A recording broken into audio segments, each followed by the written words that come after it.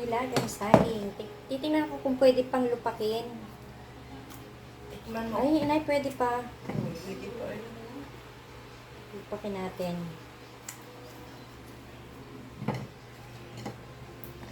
Balatan ko na lang muna. Tikman ko muna kung hindi hinog.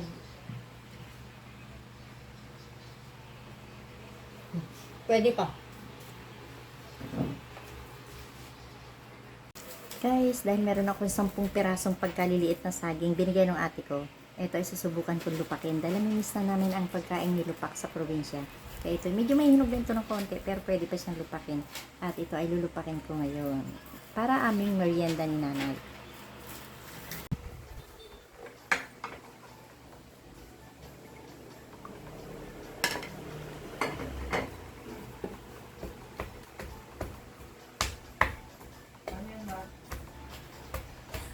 Kaya maingay dyan, naglulupak ako. Naglulupak ako ng 10 pirasong saging na maliit. Nakakabis sa saging.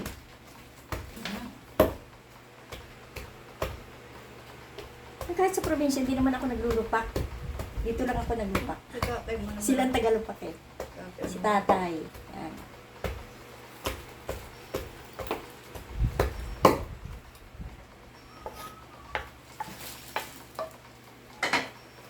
Lulupak ako ng saging. Ito kasi sawa kami lang sa probinsya nito.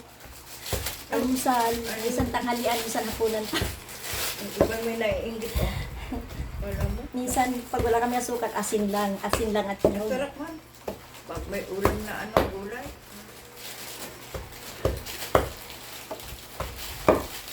Pag minsan may kamote, may saging, may balingoy. Tawa tayo sa mga tao eh. Ayan, nagkwento na si nanay. Yung mais na malagkitan, lalaki. Hindi nyo kayang apat ano? Lalaki. Tiga Huwag niya akong kausapin at ako hihingalin dito. Yan, lalaki talaga no.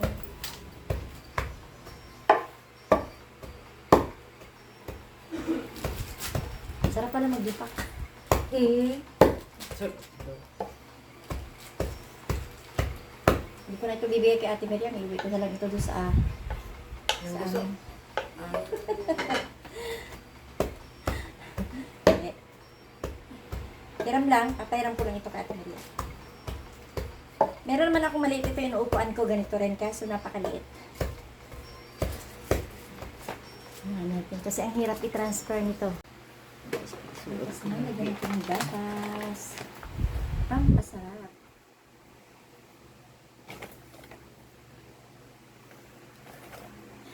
Ano yan? Marami na yan.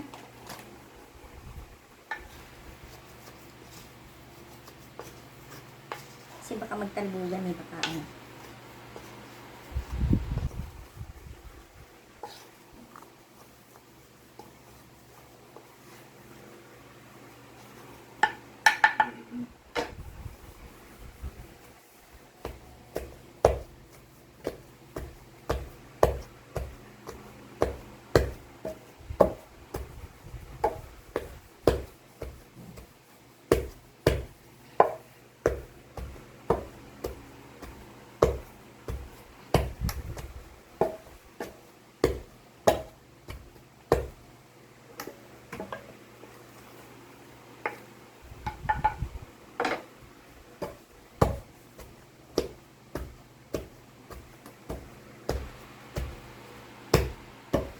Mas masarap ito kasi may mga pawis-pawis ko lang tumalagpak doon sila. Parang may keso ito. Kasi may mga pawis na. May mga pawis na. Wala akong idea na magagawa ako nito. Kasi ito, ano lang, biglaan. Kasi binigyan ako ng saging ng ate ko. Kaya hindi ako naka-ready.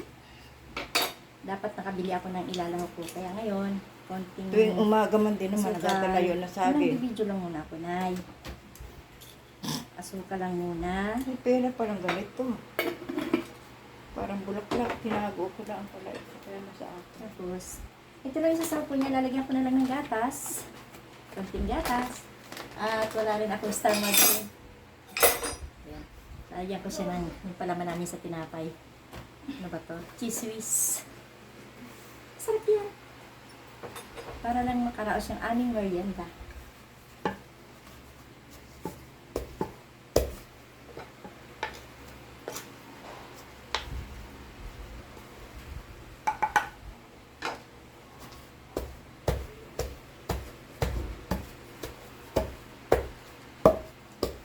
Amin kasi ang sahog namin dito, niyog na kinayod. Hindi pa masyadong matigas yung medyo, mura pa na niyog. Tapos, nalagyan namin ng star margarine, ano pa yung lalagyan natin ng peanut butter, nalagyan namin.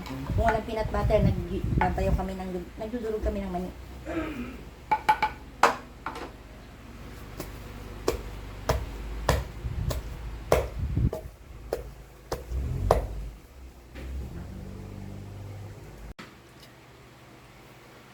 Sarap na. Paligatin mo na paikot-ikot.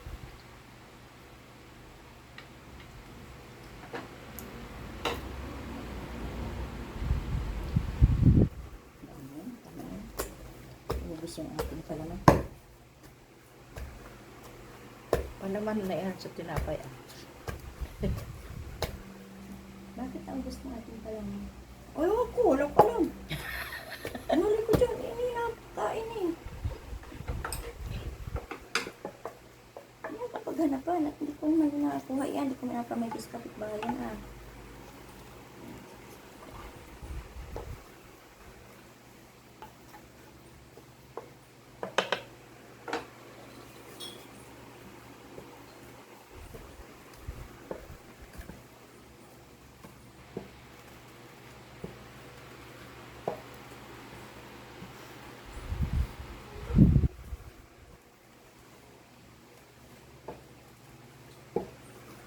Ang yabang na habang nagayo pa ay nakakwintas ng dalawa ay.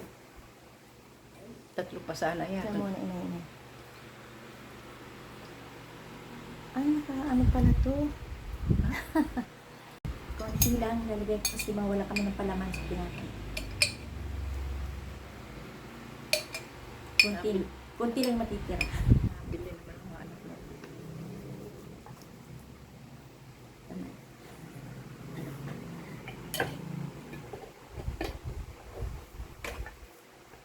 Nakalawit, sayang nalalaglag. Alin? Masardo. May nakalawit.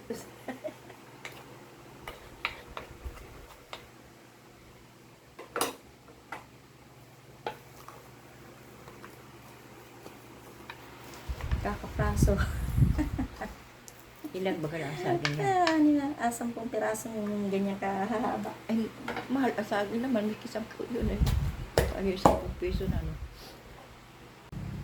Ito na. Malaki lang dito ay. Ang gasuntok. Saka pag ano ka nalaglag sa simento, ano? Pag nalaglag sa simento, siguro hindi ka manghinayang ka rin. Yari ang ating nilupak. Pagkasarap.